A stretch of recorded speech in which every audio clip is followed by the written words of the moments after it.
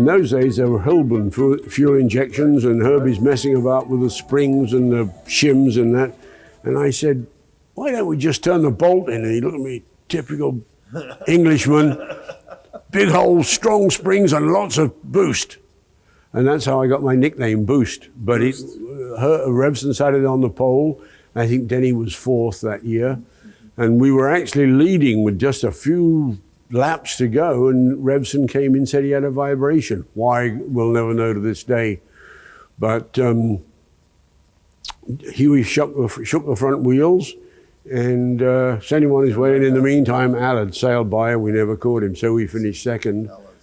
So late 75, early 76, got another call from my good friend Teddy Mayer. Yes. And he said, Roger, we're going to run a BMW in the IMSA Championship. I want you to go and run the team. And at this stage, I'm fed up with boats. Right. So, okay. So I came over in 76, and we ran the McLaren BMW 320 Turbo with Hobbs.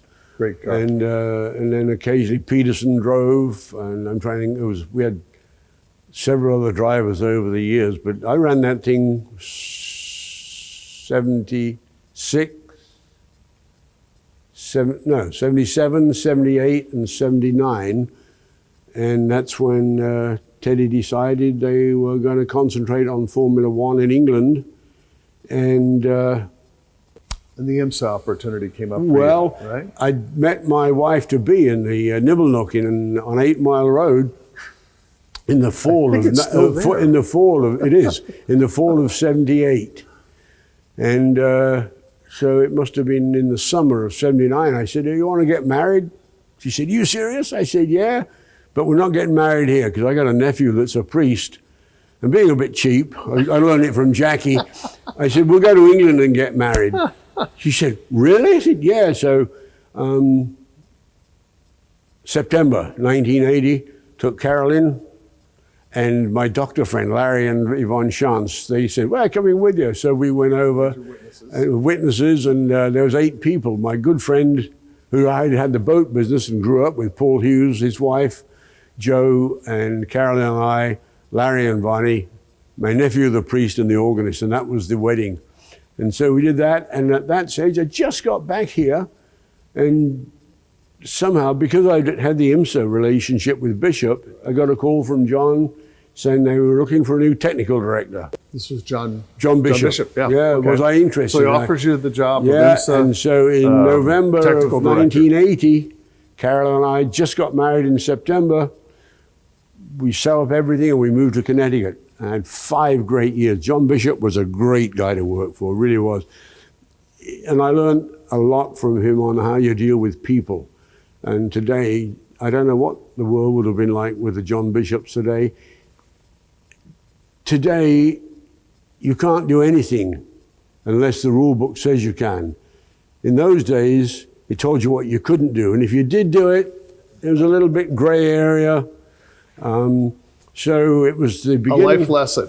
Yeah, Still, it was and the now you're in beginning. your 30s. You're Yeah, I was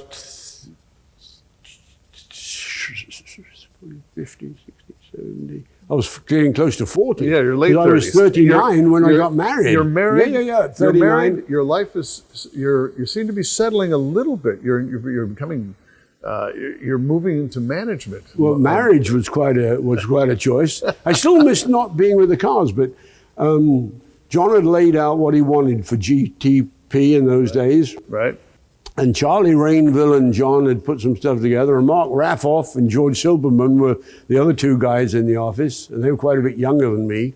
And so my job, John gave me a box, that long, that wide, that tall, and this is what I want the thing to weigh, and I did the GTP rules from 1981 till 85. But in the summer of 83, I got a call from my good old friend Robin Hurd, who had also been at McLaren in the 60s and had designed a bunch of the This cars. community just circles around, and it's all involvement. And you know, I've said to your son, it's as much who you know. I mean, if I look at my life really in the big picture, the guy that probably had more influence on my life than anybody was Chris Amon. I mean, I shared a house with him, both in England and in Italy, ultimately. Was with him at Ford, at Ferrari. And of course, he and Bruce were great friends. So yeah, it really was, I guess it was the start at Cooper's that got everything going. So anyway, so Robin calls me and said, Raj, we've got a little bit of an issue with who they were dealing with selling March cars in America. And he said, I want you to become the salesman. This was 1983. I said, okay, but I got to check with John Bishop. So I went to John Bishop and I said, John, I got a friend that wants to build some Indy cars in England, or is building Indy cars in England, wants me to sell them. He said, I don't care what you do at night, as long as it doesn't interfere with what you do for me during the daytime.